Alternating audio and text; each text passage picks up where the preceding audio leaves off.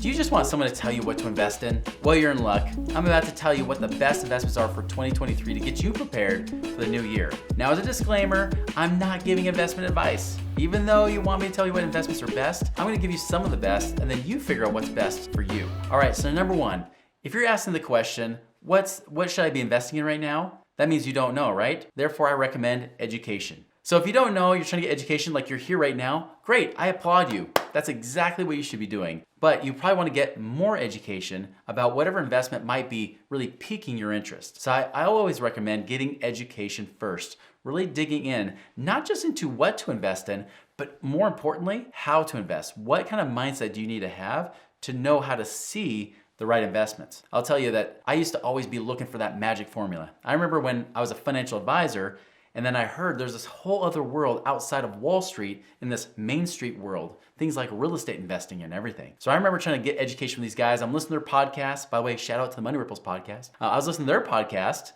Actually, it was a radio show because this is back before podcasts. Listen to their AM talk radio show, and they're talking about real estate sometimes, but they never talked about strategies. It drove me nuts. It made me go completely crazy. But you know what? They did teach me how to think so I could see the opportunities. So by the time I finally got the education about the investments, it was easy. It was easy for me to do because I didn't have to be retrained and how to think, because I had to break the mold of being that old financial advisor, stale thinking about spend nothing, save everything, save it forever, and all that kind of crap, right? So that's the thing, is that for me, I had to be essentially broken down. I had to be uneducated so that I could be re-educated to do the right investments. So if you're really clueless right now, keep getting education. That is your first step. All right, now number two, where can you do it? Now, if you just have very little to no savings at all, I would say build up your savings. Start there. Don't even worry about investing right now. Start building your savings. First, build up a little emergency fund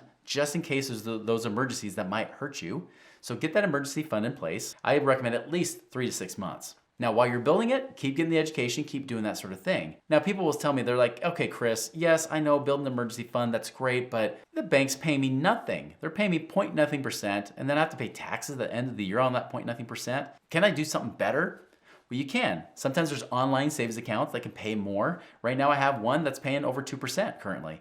You know, we have another video, we actually talk about online savings accounts and even some places you can go to find the best rates right now. But I'll tell you, one that's even better is one referred to as infinite banking. Infinite banking is a great place to start, whether you've got a lot of money or not. Even if you're just starting to build up that savings, but you've got extra to save. I recommend if you're saving at least $5,000 to $10,000 a year, look into infinite banking. Look into something like that to really build it. Why? Because one, it's a supercharged tax-free savings account. You use whole life insurance, and by the way, you have to get the best kind of whole life. Not the typical one that the agents will sell you or that you call up over the phone and get. You need something like a max ROI infinite banking that our team actually does, right? Something that has low cost, higher return, so you build your savings faster. You get that going, and what you can actually eventually do when you do start investing, you can actually make money in 2 places at the same time. You can make money inside the infinite banking policy while also getting a line of credit against it to invest and make money out here too. So even if you were to make 10% on that investment, guess what? You might make another 1 or 2% on top of it, totaling 11 or 12% a year or more, depending on how you're using that policy. So great place to start, something to really look into. Now, number 3, if you're starting to really look into something that's more creative, I would look, if you have a business, look at your own business. Look at investing there. Those of you that are business owners, your number one investment should be your own business. Because many people will try to tell you, oh, invest in the stock market. Go buy these mutual funds. Go buy this, go buy that. Well, if you're a business owner, why would you invest in everybody else's businesses like Amazon, Facebook, Apple, whatever? Why would you invest in all those other stocks and not your own? You can control your business. You can actually amplify and make things happen. You can't do that with Apple. You can't put a few bucks in Apple and then start knocking on their door saying like, hey, I've got some ideas to help your business grow. You gonna listen to me? No, they won't. If you say, I'm gonna put $1 million in your business, will you listen to me? No, they won't. You gotta have millions and really hundreds of millions of dollars into Apple before they might start to take your calls. Okay, so, but you can always invest in your own business to make it better. I remember I actually had a client who was a chiropractor. He was saying, Chris, I'm out of money. All I have is $1,000 left on my credit card. And I said, all right, well, we've got $1,000 in your credit card. What could we do with it? Now, I'm not gonna tell him to go invest in real estate. No, that's ridiculous. I would not tell him to do that. But I did say, listen, you have your own business. I said, hey, have you done an open house recently for your business? No, I actually haven't. Great time to do it now. I said, what if you use that $1,000? Maybe you get some basic hors d'oeuvres, some little treats there. Maybe invite people from the community to contribute as well. Other businesses you can help promote. Maybe they come and help out. Maybe you have Santa Claus come because it was Christmas time, right? Maybe you do that. Why don't you bring this in and have this? Because what's one new patient in your business worth? He says, Chris, one new patient's worth to me about $2,500 in a year. I said, great. Even if you only get one new patient, that will more than pay off your $1,000 credit card, won't it? Yeah, it would. Guess what? He did it. Got 6 new patients, which equals $15,000. That means on his $1,000 credit card, he made 15 times the investment. I can promise you that you're probably not gonna make those kind of returns doing any kind of real estate investments with us at all, right? It just won't happen. So your business could be the #1 place to get the best return right now. And if you build that up, it's huge. I had another client as well, did the same thing. He's only making $60,000 a year, focused on his business.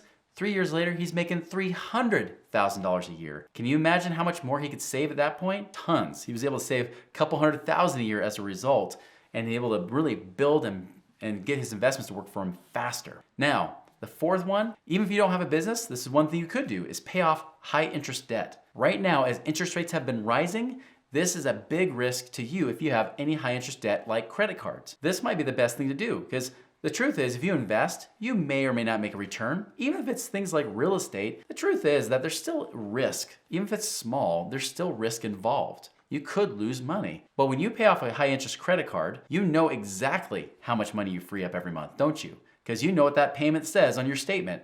But if that payment is paid off, that balance is gone, that money is freed up guaranteed. So if you have high interest debt, that might be one of the best places to focus right now to increase your cash flow more than what you did. I had one client who did that. They came to us and they were saying, hey, we really don't have a lot of money to invest. We've got about $20,000.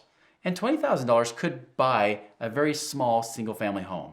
And that would be it. I said, you could do that. But I also noticed that you have some debts here that if we paid off, we could actually free up more money. So we did. We actually were able to free up, in their case, $600 a month with only a few $1,000 by paying off some of those high payment, high interest type debts. And then, because they built that back up again, it did take a few months, built it back up, they were able to buy a real estate property as well, adding another few $100s a month. So now they had increased their cash flow by $800 a month versus just maybe $200 a month if they just bought that property. That's a big difference, guys. So sometimes that debt is huge. And then the last thing, of course, is real assets like real estate. I've already kind of talked about it, but I love to invest in real estate. Why? Because it's guaranteed in the sense that it actually has real, tangible value. Now, it doesn't mean it's guaranteed that you won't lose money, but it means that there's tangible value and that the likelihood for it to go down to zero is almost nil, okay? And the entire planet would have to be destroyed for real estate to not be worth anything, right? So that's the thing. I love real estate because it's an investment I can use that pays me 4 times.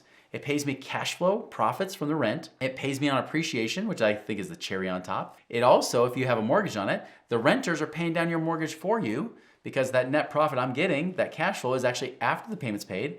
And then fourth, there's tax benefits where I get to keep more of my money too. It's not too uncommon for me to make at least on a rental property, at least 24-25% a year average when you look at the total returns. That's on a low end. Sometimes it's even higher, like 40-50% a year. Again, things are not guaranteed, but those are some of the favorite places I like.